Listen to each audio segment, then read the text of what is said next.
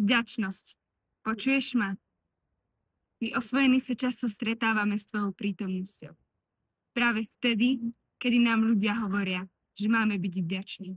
Pretože máme rodinu, že nás niekto prijal a že máme jednoducho domov. Ale ty nie si o našich dlhoch však. Nie si o tom, že nesmieme cítiť bolesť či smutok zo straty. Nie si ani o tom, že sa nesmieme pýtať na to, čo bolo a kým sme. Čo nám dalo život. Ty nie si hlas, ktorý umlčí naše otázky. Ty nie si to ticho pred stratou, ani pred tým, kým sme. Práve tam, kde môžeme dýchať slobodne, tam sa rodíš, ako tvoja prirodzená podoba. Učíš nás spájať aj nemožné.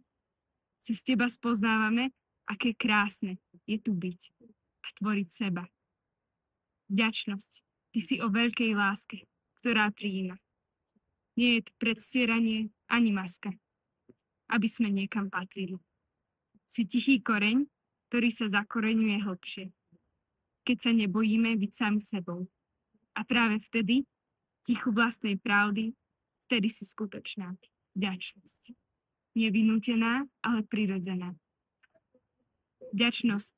Ty vieš, ako sme vďační za náš celý život. Nie z povinnosti, ale z lásky.